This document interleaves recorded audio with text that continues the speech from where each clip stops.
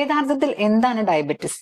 Type 1, type 2, pre diabetes ഇവ തമ്മിലുള്ള പ്രധാന വ്യത്യാസങ്ങൾ എന്തൊക്കെയാണെന്ന് പറയാവോ? പ്രമേഹം ഇന്ന് നമ്മുടെ നാട്ടില് സാധാരണക്കാരന്റെ ആരോഗ്യം കാർന്നു നിന്നുകൊണ്ടിരിക്കുന്ന ഒരു പ്രധാന ഹെൽത്ത് ഇഷ്യൂ തന്നെയാണ്. ഇതില് പലരുടെയും വിചാരം ഇത് പഞ്ചസാര കൊണ്ട് മാത്രം വരുന്ന ഒരു പ്രശ്നമാണെന്നാണ്. പഞ്ചസാര രോഗം അല്ലെങ്കിൽ പഞ്ചസാര കഴിച്ചത് കൊണ്ട് വരുന്ന ഒരു പ്രശ്നമാണെന്നാണ്. പക്ഷെ ഇത് സാധാരണഗതിയിൽ ഗ്ലൂക്കോസിന്റെ നിയന്ത്രണ സംവിധാനത്തിൽ വരുന്ന ഒരു തകരാറ് കൊണ്ടുവരുന്ന ഒരു മെറ്റബോളിക് ഡിസോർഡർ ആണ്. നമ്മൾ പൊതുവെ പറയാറുണ്ട് ഡയബറ്റീസ്, ടൈപ്പ് 2 ഡയബറ്റീസ് പ്രത്യേകിച്ച് it's not a pancreatic disorder, അതൊരു ലിവർ ഡിസോർഡർ ആയിട്ടാണ് ഇപ്പം കൂടുതലായിട്ട് ഇടക്കാലത്ത് മനസ്സിലാക്കിക്കൊണ്ടിരുന്നത്. അപ്പോൾ ഗ്ലൂക്കോസിന്റെ നിയന്ത്രണത്തിന്റെ സംവിധാനത്തിൽ വരുന്ന പാകപ്പിഴകൾ കൊണ്ട് വരുന്ന ഒരു പ്രശ്നമാണ് ഈ ഡയബറ്റീസ് എന്ന് പറയുന്നത്. ഡയബറ്റീസ് സാധാരണഗതിയിൽ പലതരത്തിലുള്ളത്. ടൈപ്പ് 1ഉം ടൈപ്പ് 2ഉം ആണ് പ്രധാനമായിട്ട് പറയുക. ടൈപ്പ് 1 ജുവനൈൽ ഡയബറ്റീസ് എന്ന് പറയും. ജുവനൈൽ ഓൺസെറ്റ്, ചെറിയ പ്രായത്തിൽ തന്നെ വരുന്ന, ജന്മനാ തന്നെ വരുന്ന പ്രശ്നങ്ങളായിട്ട്, ചെറിയ കുട്ടി കാലത്ത് തന്നെ വരുന്ന പ്രശ്നമായിട്ടാണ് ഇതിനെ പറയുക. ടൈപ്പ് 1 ഡയബറ്റീസ് എന്ന് പറയുന്നത് സാധാരണഗതിയിൽ ഒരു ഓട്ടോ ഇമ്മ്യൂൺ ഡിസോർഡർ ആയിട്ടാണ് പരിഗണിക്കുന്നത്.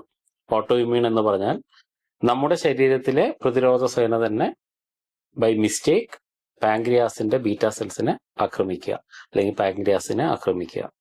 അപ്പോൾ അതിന്റെ പ്രവർത്തനക്ഷമത കുറയുകയും അതുവഴി ഇൻസുലിൻ എന്ന് പറയുന്ന ഹോർമോണിന്റെ ഉൽപാദനം ഗണ്യമായി കുറയുകയോ പൂർണ്ണമായിട്ട് നിൽക്കുകയോ ചെയ്യാം.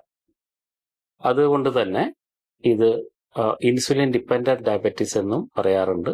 അല്ലെങ്കിൽ അവര് ജീവിതം മുഴുവനും തന്നെ ഇൻസുലിൻ എടുത്തുകൊണ്ട് മാത്രമേ അവർക്ക് മുമ്പോട്ട് പോകാൻ വേണ്ടി കഴിയുള്ളൂ. മറ്റൊന്ന് ടൈപ്പ് 2 ഡയബറ്റീസ് ആണ്. ഈ പ്രമേഹ രോഗികളുടെ ഇടയിലെ 90-95% വരുന്ന ആൾക്കാരും ടൈപ്പ് 2 ഡയബറ്റീസിന്റെ അണ്ടറിലാണ് വരുന്നത്. ടൈപ്പ് 2 ഡയബറ്റീസ് എന്ന് പറയുന്നത് ശരിക്കും ഇൻസുലിൻ റെസിസ്റ്റൻസ് കൊണ്ടുവരുന്ന ഒരു പ്രശ്നമായിട്ടാണ് പറയാം. അതായത് ഇൻസുലിന്റെ പ്രൊഡക്ഷൻ സമയത്ത് കോശങ്ങൾക്ക് അതിനോടുള്ള ഒരു പ്രതികരണ ശേഷി കുറയുക.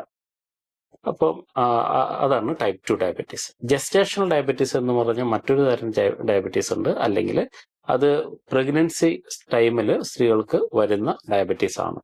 സാധാരണഗതിയിൽ പ്രസവാനന്തരം അത് വരാറില്ല. പ്രഗ്നൻസി ടൈമിൽ പ്രമേഹം വന്ന ആൾക്കാർക്ക് പിന്നീട് ടൈപ്പ് 2 ഡയബറ്റീസ് വരാനുള്ള സാധ്യത വളരെ വളരെ അധികമാണ്. അവർ കൃത്യമായ മോണിറ്ററിംഗിൽ കൂടി തന്നെ മുമ്പോട്ട് പോകേണ്ടതാണ്.